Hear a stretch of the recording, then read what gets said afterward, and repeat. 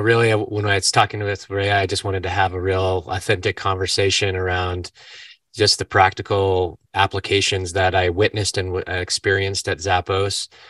We ran a lot of intense company-wide experiments in managerial science, self-organization, something we called market-based dynamics. So excited to just chat through that Mhm. with the group today. So Yeah. Thanks, Tyler. And yeah, so while I'm waiting for questions to come up, let me warm you up with my first question. And it's really about how did you end up learning about teal, implementing the values and the principles that came with it? And yeah, just tell us yeah, the backstory.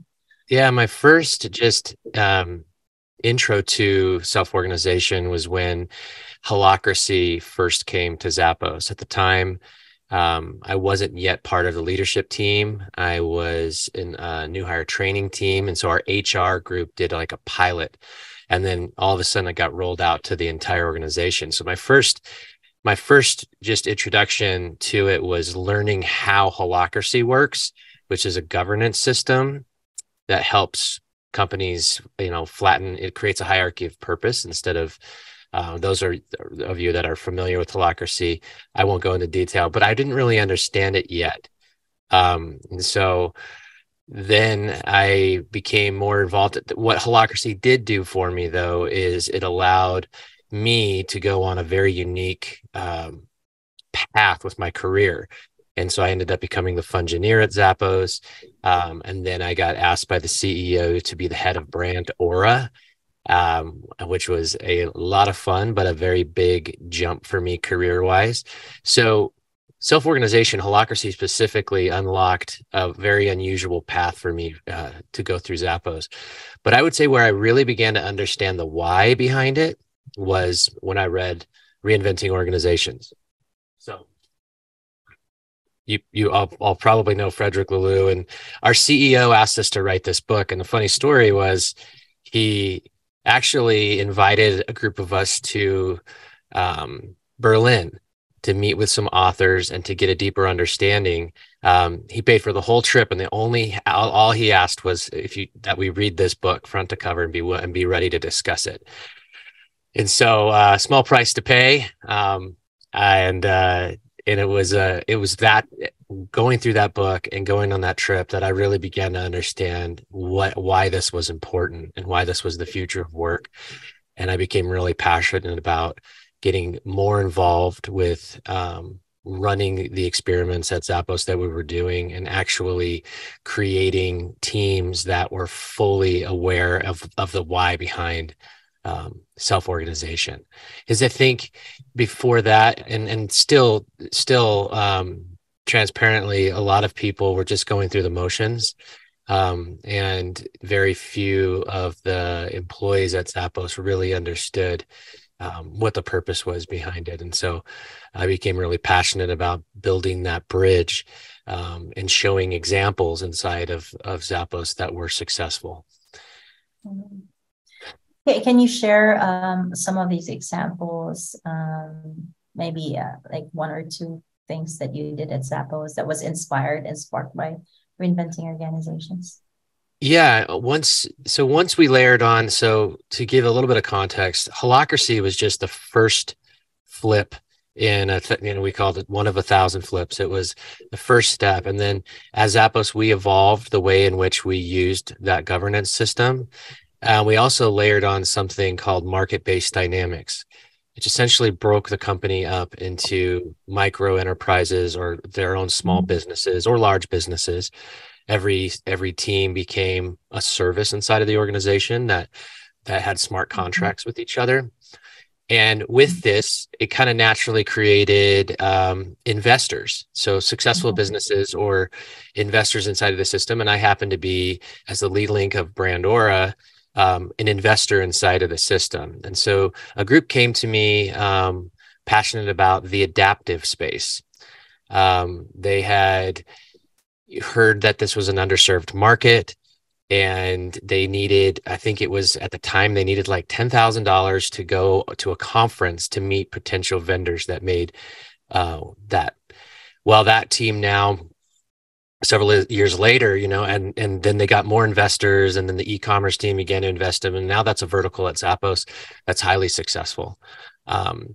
The other one was the marketing team found out that there was this interesting opportunity to do workwear. So Zappos at Work. So the marketing team came to me as well and needed an investment for technical support because the primary tech group at Zappos wouldn't prioritize it.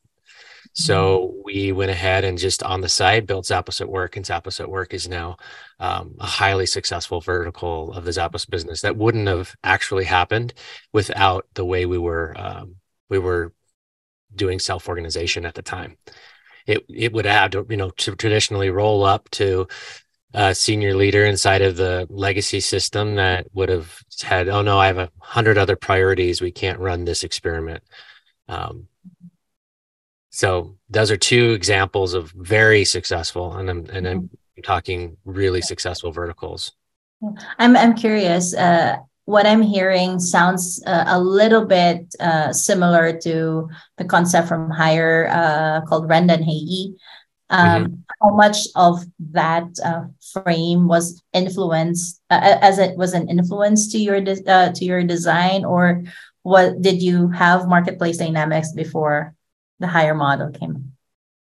My memory serves that we found out about Hire after we were already doing it. And then we really became a fan. It was kind of like a confirmation for us that we were on the right path because we saw that they were being very successful with that model. And we also believed that we might be able to do it a little different than Hire, which is really layer on that culture and that culture of support and love and nurturing that Zappos already had to help the businesses be successful. Yeah. Thanks, Tyler. And just wanted to point out, Rachel shared in the chat some of the inspiration books like Origin of Wealth by Eric Meinhocker and Organized for Complexity by Niels Flagging. Actually, Organized for Complexity has been coming up quite a lot in the other conversations as well. And it seems like there is some resonance to it also in the other spaces where... and Neil was actually the author that we went to Berlin to meet up with, and have some coaching sessions with Neil. So that book was a major, the first book that Tony read, Tony Hsieh, our CEO at the time, was Triumph of the City, that really kicked off this journey. There's one particular statistic in that book.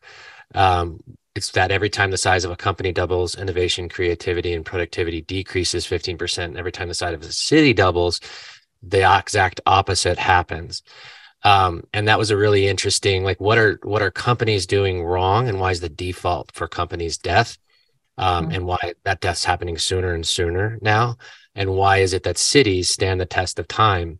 And so really looking at Triumph of the City, and then those other books that, like Reinventing Organizations, Origin of Wealth, and Organized for Complexity, were all part of our journey as well.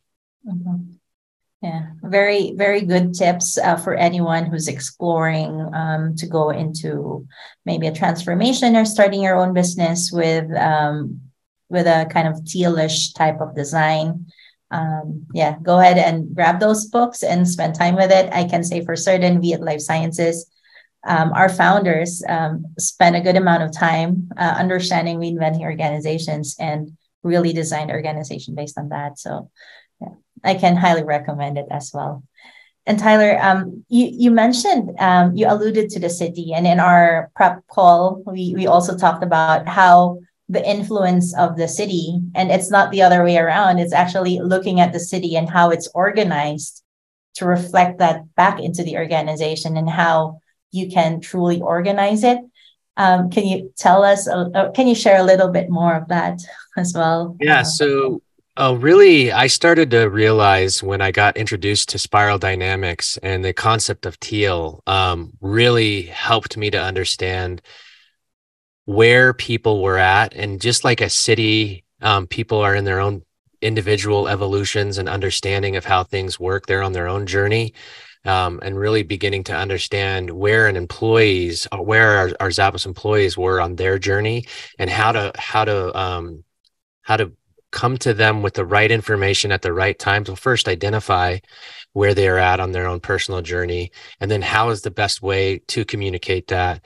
Are we over communicating very complex? Because in the spiral dynamics, color system, you have anything that's kind of far out there seems wild or crazy, and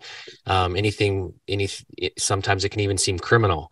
And so that became something that I became really fascinated with. And when people were just coming into these types of ideas or being exposed to these ideas, I found that using the city model was the easiest way to communicate how these teal concepts work, and also how self-organization works. And we started really just communicating that, what is it that's really important about a city? Well, one of the most foundational pieces, and we believe, is culture. And Zappos had a really strong culture, and we knew it'd be very difficult to transition a company that was hierarchical to self-organization, to break down that hierarchy and those power structures and those incumbent systems and move them into this more complex, adaptive, fluid system. It was going to be a lot of pain associated with it. And we believed that we were big enough a company, we had about 1,500 employees at the time, that we could prove to others that this was possible. But we believed we were small enough and had a healthy enough culture to weather that pain. And so we went on the journey and went all in to do it. And I found that using the city model was just the really easiest way to communicate to employees what we were trying to build. It tended to land the best, than trying to explain spiral dynamics or explain these other complex systems, because they have real examples. Mm-hmm. Yeah. One of the examples that we used a lot was in Manhattan. There is it's some statistic. There's only 3 days worth of food. And there's no food management system. It's all a complex, adaptive, multiple supply chains that are all supplying it with food. It doesn't run out of food. And that's the goal of how to get an organization to work.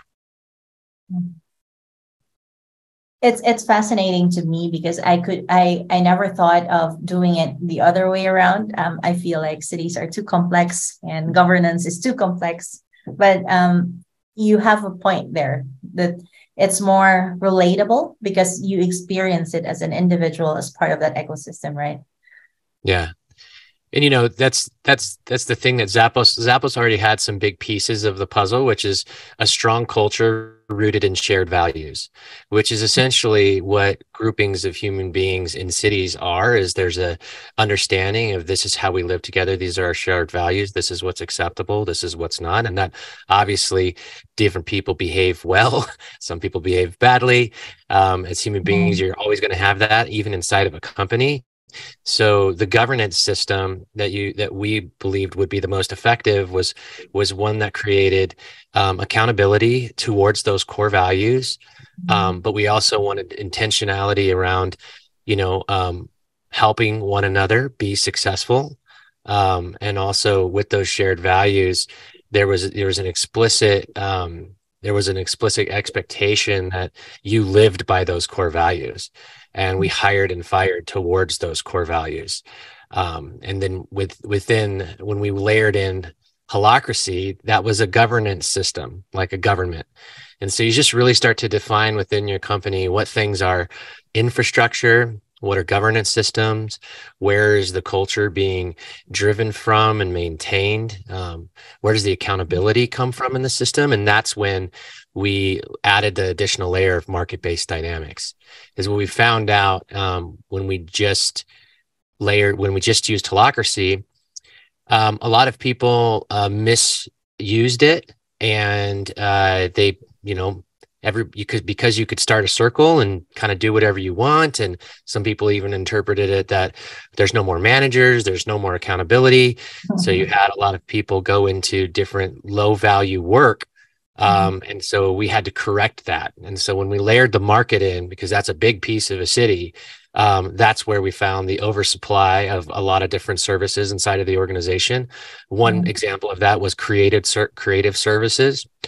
So what was really interesting is in the old hierarchical system, there was leadership that was coming in to create, new marketing creative services. When those leaders would leave, however they would leave, a lot of times those services would kind of disperse inside of the organization and go join HR to do videos. Like, let's say you're a videographer or photographer. And so instead of these groups being consolidated into one group, they kind of went all over the organization. And so when we layered in the market, we realized we had way oversupply on creative services. And so then we had a new problem, which was we've exposed the oversupply of creative services. So what can we do to keep these, to have these creative services drive value? And that's when we started some ideas around retraining and refocusing different groups, because you don't have to just be one thing. You could be multiple things, or creating and spinning off businesses that were revenue driven that did drive those creative services. So that when somebody couldn't create revenue for themselves, let's say they were a photographer or a videographer, they could go outside of the organization and they could take on work and bring in revenue. Can I quickly ask you? Sorry, hi Tyler. You mentioned twice now that even before the transformation, you already had a strong and a healthy culture in your company. So what was this made of? So what were the features of this strong and healthy culture? Yeah, so the main thing was our 10 core values at Zappos, and those were founded early on inside the organization. Our CEO asked everybody, like, what do we want to be when we grow up? What is our core values going to be? And really what we defined it as our number one core value was deliver wow through service. And so it really said, hey, we're not a shoe company that sells shoes online. We are a service company and we sell service. And that really gave that high definition of what we are as a company, and then the 10 core values. And we did hire and fire to the core values. And that was just something that it wasn't just a document on the wall. It was something that we lived and breathed and had a shared language and expression around. So that was really the anchor points of our strong culture. Another piece of our culture, of our core values, was have fun and create fun and a little weirdness, which really was about people bringing themselves to work, not taking themselves too seriously, and being authentic in how they show up, not leaving a version of themselves at home and then bringing their corporate, I'm wearing my corporate suit to work. We always thought that was something that was not the best way to live inside of a company. And we also believed in work-life integration instead of separation. Like your work and the people that you surround yourself with and those value systems should energize you, should be something that you're passionate about, that you enjoy. You're not hitting the snooze every day when you wake up. And so, other core values of the organization would be humble, embrace and drive change, pursue growth and learning, do more with less. So that was really what we anchored to just have this healthy culture. So if somebody was acting out of line in that, the system, the people, it would call that out, which I thought that was the most important piece of the puzzle to have inside of these, because we saw people too that weaponized self-organization, that saw an opportunity to land grab and misuse it. And so with the core values being the center of everything, we could police that, and essentially with the core values. Mm-hmm. So I tell companies all the time, when when I was speaking with them or when they came to get coached by Zappos is, have you defined your core values? Let's start there, as that's a really important step. Super. Does that answer your question, Frank? Definitely. Thanks. Yeah. Thanks for that, Tyler. And how I see it and hearing from you is that Zappos is pretty clear on your identity and knowing what your core values are. And I had a smile when I thought of you saying, yeah, we hire and fire based on our core values, because I remember at some point in time, I can't remember exactly when, but there was this belief that actually Zappos has created this practice of giving people the option to leave Zappos with a bag of cash to take with them if they don't feel they're a right fit. Yeah, and in fact, our hiring process was very unique and actually really expensive, because we would actually do for 30 days, no matter what role you were coming into the organization for, you do 30 days and you'd learn to answer customer phone calls. And so if you were coming in as the CTO or an HR, a business partner, you had to go through new hire training. And we always thought of that as a two-way interview. You're interviewing us. Are we the right place for you to be? Do you share our core values? And we're interviewing you. And in fact, part of that training process, there were some tricks that we used to really try to get to the core of who a person was. Like, one was we had a shuttle system, shuttle drivers that would pick you up from the airport as a candidate. And depending on how you treated the shuttle driver, even if you aced your interview with your hiring manager, the shuttle driver could veto and say they were rude to me or they treated me poorly, and we would not hire that person. On my team for a while, when we would, because we had very good connections with our community, we would take the person out to eat, and we would just have them mess up a little thing about their order and see how they treated the staff at the restaurant. And that 30-day period, there's a lot of places along the line where you can stress test the individual that's coming into your organization to see what their core values are. And so the cash to leave was always on the table for them if they didn't think they were a good fit. And very low percentage, I can't remember the exact percentage, but I think it was like under 2% or something actually took the offer. Rachel, you can correct me if you know the exact one, but it's a very low number of people that took that offer. Yeah, Rachel and I were colleagues for years and years at Zappos, so she can try to. It's very nice to see you in this conversation. Feel free to chime in if you have anything to add. I actually want to move on to this next phase and next chapter that you're entering into. Maybe one specific question is, and also for everyone here, maybe you can tell a little bit about it. What does it look like? And maybe what led you there? Yeah, well, going back to the city, we all have driven through that part of the city where, we look and there's the disenfranchised, the houseless community. And I think most of us that are empathetic have that same thought of somebody should do something about this. And it's a very complex, and it's one of the most complex and difficult things to figure out. And I believe that the way we've been looking at solving for addiction and mental health patterns inside of those communities, we've been doing it wrong. I think we've been looking at it as a medical issue. So when it comes to hardcore addiction, there's two things that I think are fundamentally broken about what we've been doing. And one is treating it as a medical instead of socioeconomic issue. And then two, just the way in which we treat them.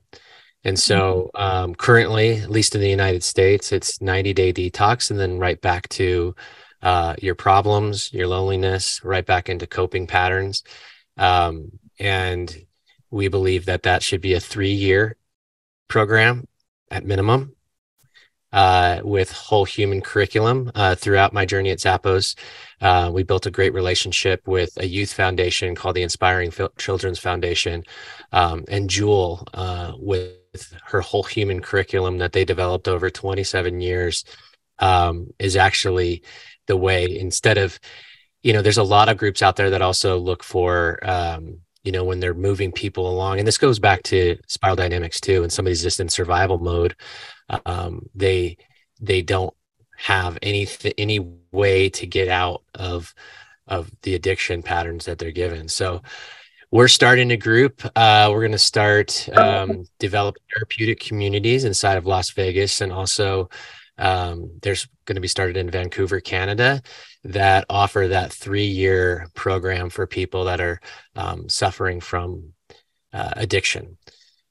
And we think we can have a much higher success rate, and really, from a socioeconomic, prove the model that when you bring people from below the line that are taxing a community to above the line, it's one of the greatest socioeconomic impacts you can have inside of a city.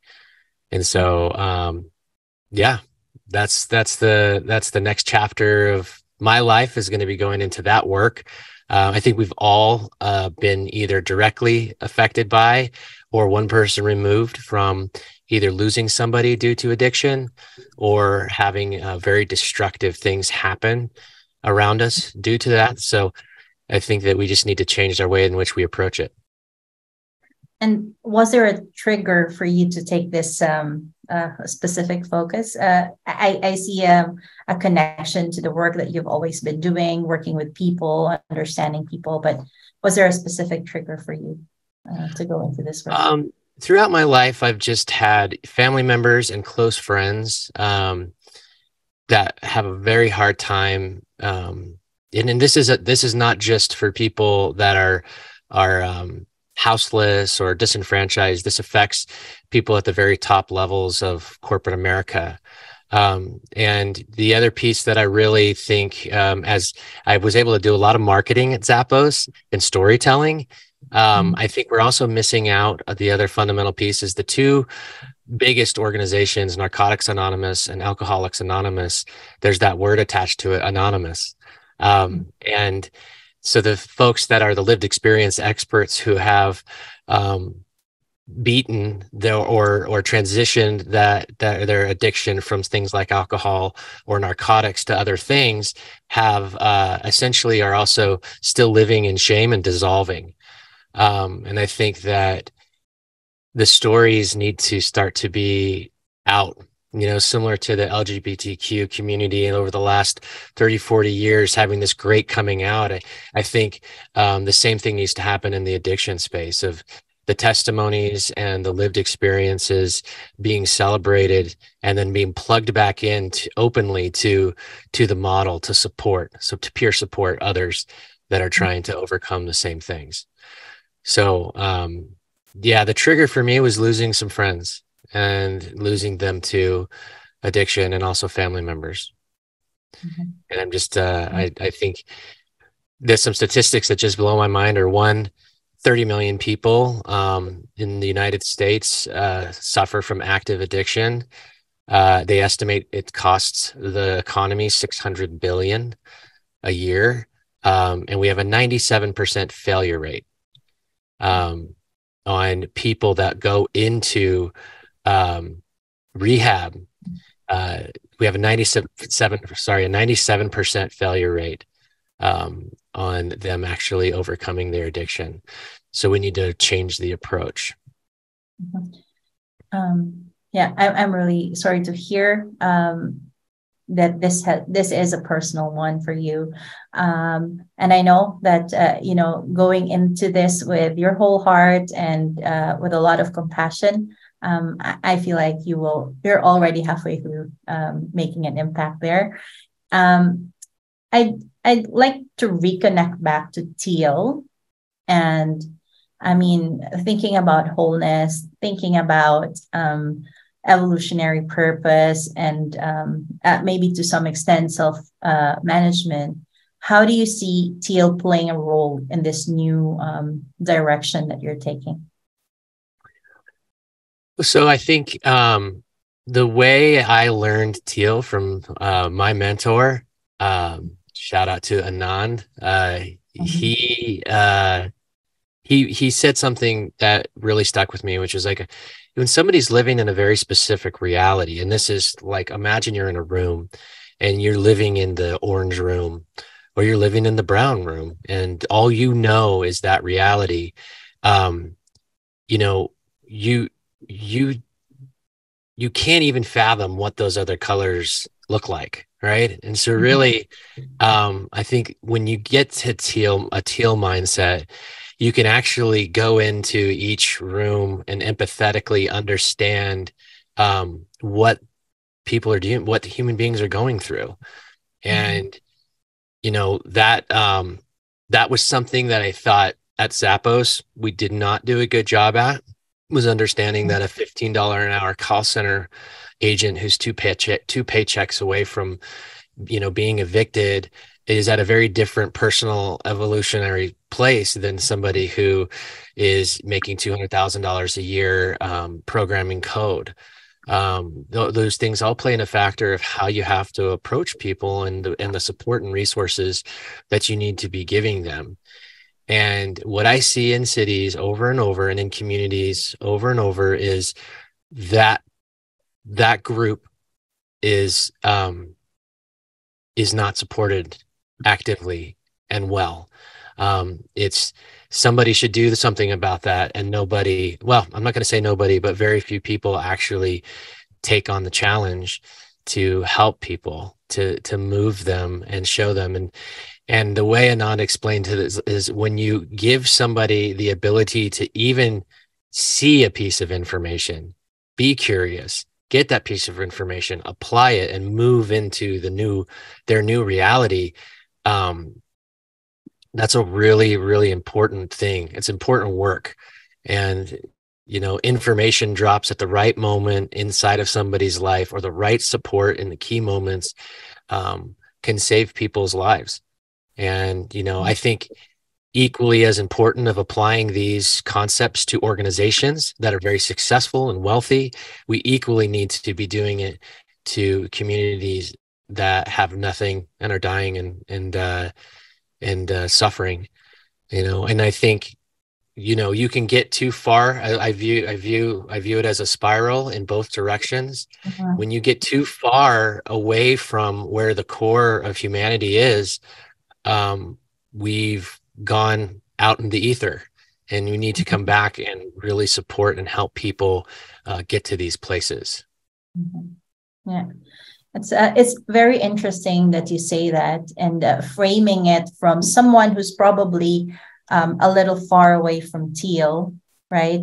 I also had a conversation earlier today with an organization where they actually said, well, you know what, depending on who you're talking to, the messaging has to be clear, and it has to be directed to the reality that they're working with, right? So it has to address a specific need within that reality, and that message should resonate with that with the person that you're sending the message to.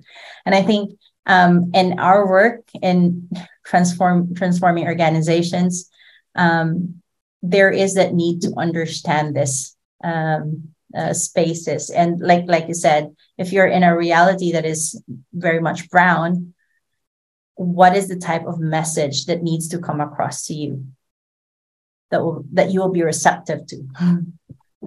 Yeah, and even when you get into the, you know, the truth force blue area, right? Yeah.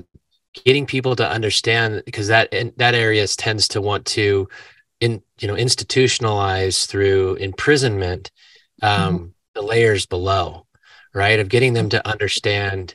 And I don't even like to think of it as like layers below, but really just the realities of the best thing you can do socioeconomically for your communities is to also understand, how do you get the Truth Force group to transcend that mindset into a, no, this is actually the best way in which we can solve for the world problems. And you and I talked yesterday about, a lot of people focus on the wealth gap.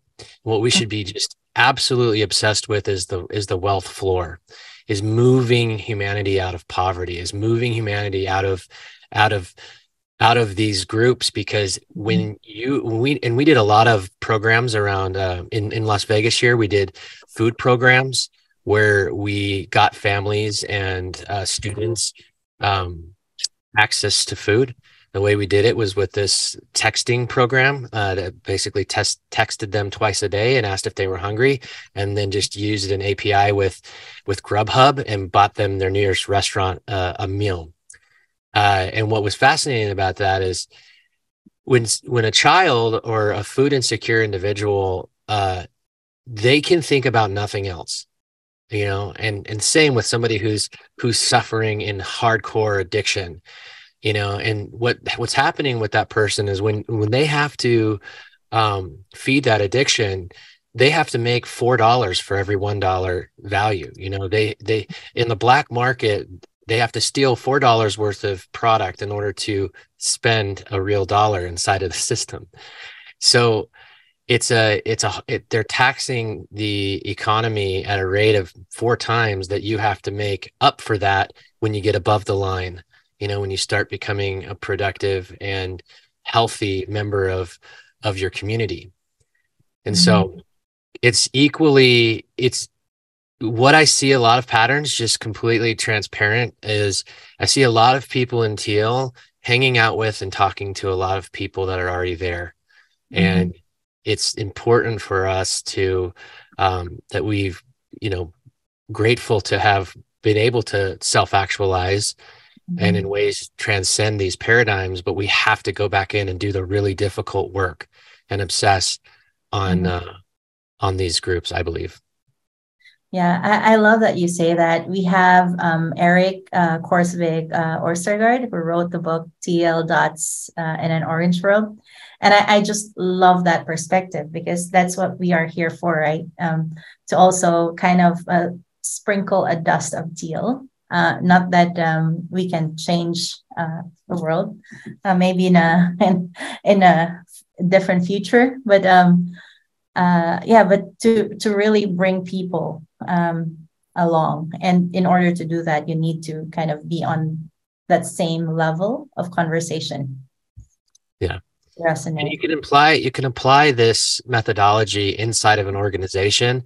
I believe, had we had more time to experiment, that was our next phase of Zappos. Is you had the culture, we put a governance system in place, then we layered on the marketplace. That was starting to take hold. There was starting to be some successes coming from that. That next layer was going to be, in my mind, a very, very good model around understanding where somebody was on the spectrum, on the color spectrum, and communicating specifically with them. Like if in society, growing the wealth floor and bringing people out of poverty is no different than doing the same inside of an organization.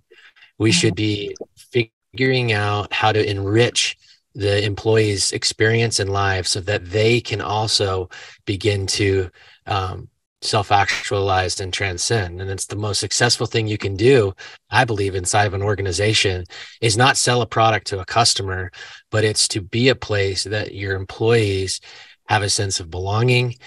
They become successful. They pick up knowledge, and with that knowledge, they transcend into the different layers on the teal spectrum. And so that layer was starting to get understood more, especially like by me. I was starting to have the understanding of, we need to be communicating differently with different groups inside of the organization in order to help move this along better.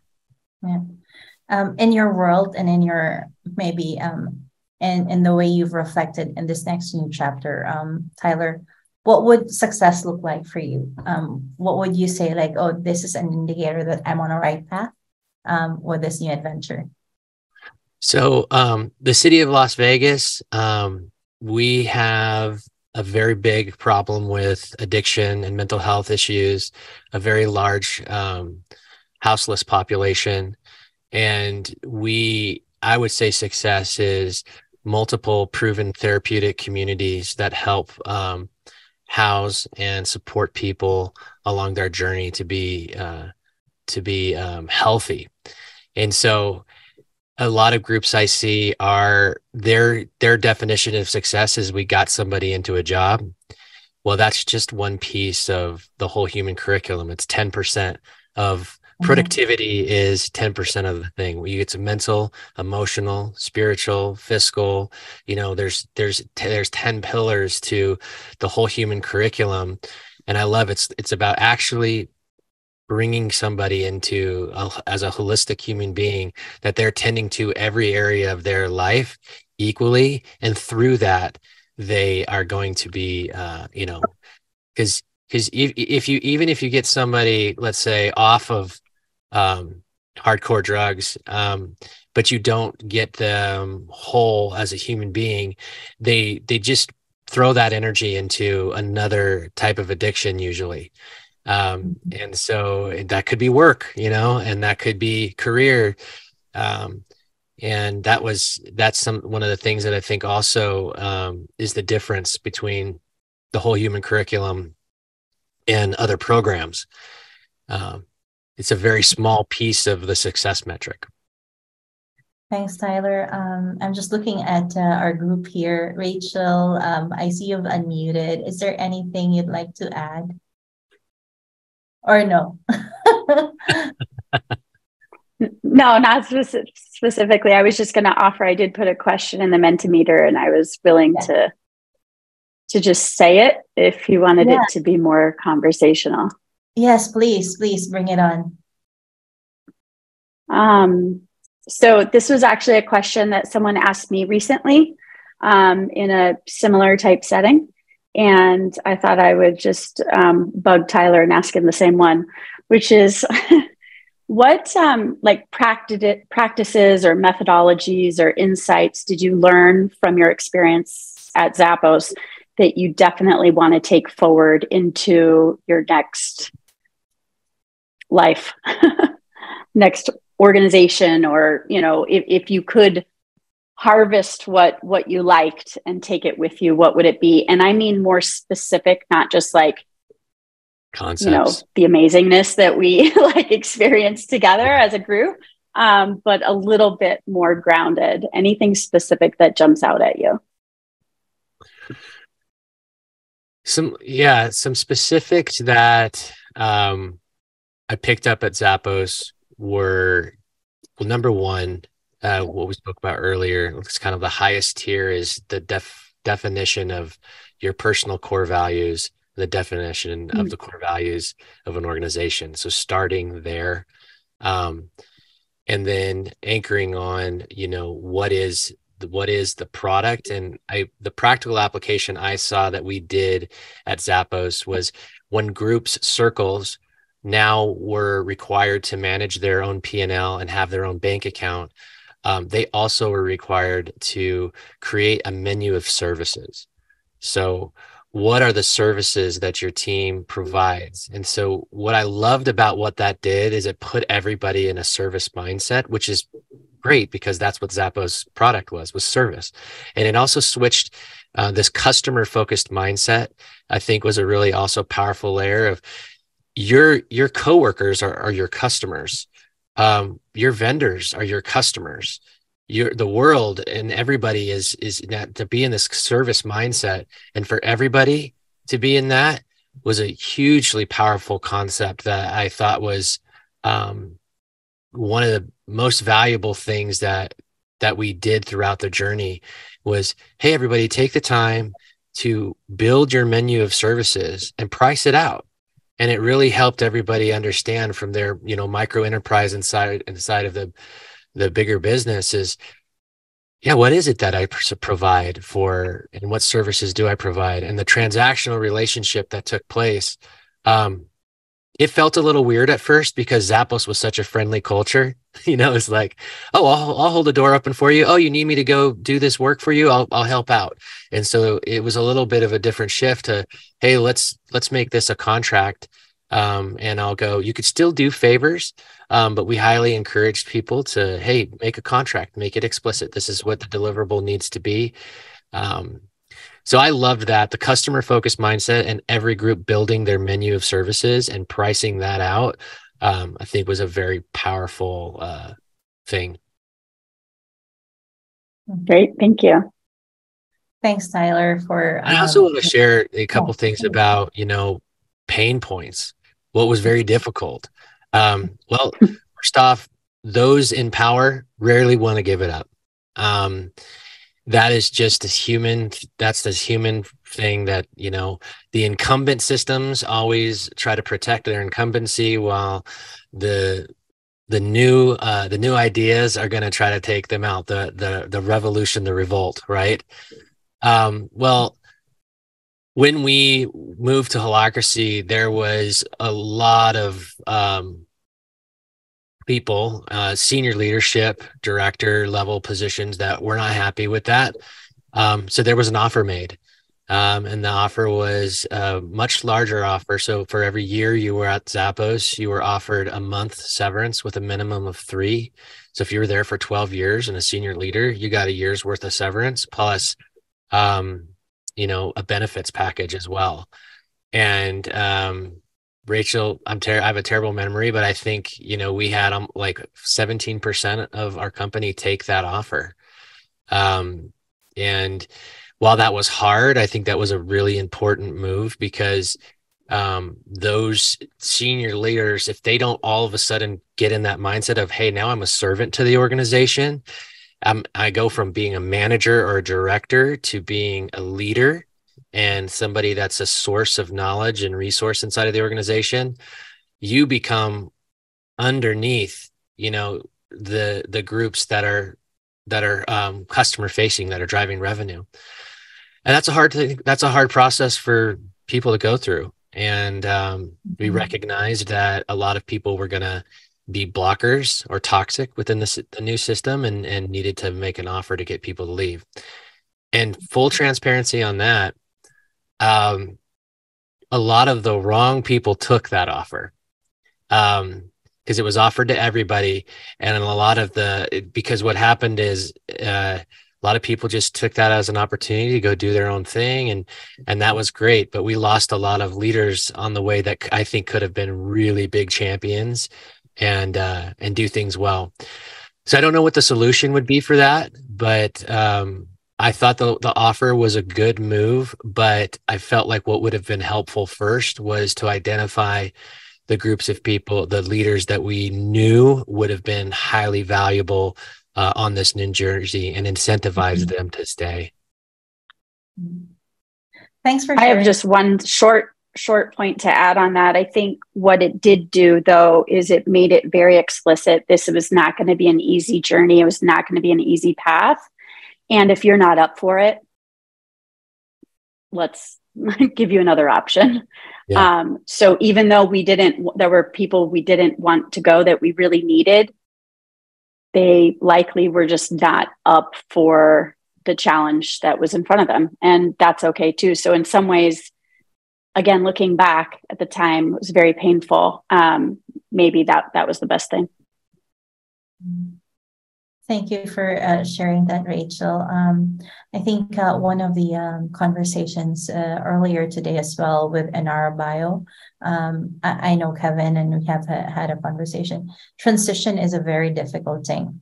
No matter what form, shape it looks like, transition is very difficult for the individual, but also for the organization, because there will be a hole that's created from that transition, whether it's for the good thing or down the road, there will be some pain in that journey, right? And I also don't have any answers. It's also the same topics that I'm kind of reflecting on at this point in time. And when you find out, I'm very curious to know. Yeah. Wow, the time flew by, and Tyler, we're already almost at the top of the hour, and I just want to wrap up and by saying thank you, first and foremost, to you for sharing your story. I hope that we achieved what you were longing for, was an authentic conversation about things that are near and dear to you. And to everyone who is with us, thank you for joining this session and bringing your questions, and also just, you know, just being here with us, listening to the story of Tyler from his time at Zappos to his new adventure. And yeah, so Tyler, I'll leave you with a few last words before I hand over to the next storyteller. I see them coming in. Yeah, thanks for having me. It's a pleasure being here, and appreciate everybody that attended this session. I think if there was one takeaway, I think please just approach everybody's journey from a place of love, and try to be as human as possible inside of this, because there's a lot here, and there's a lot of complexity around all of this. So try your best always to operate from a place of love and not fear. And I think the more people that just do that, we're going to make we're going to do a lot of good. So thank you, Tyler, and thanks everyone.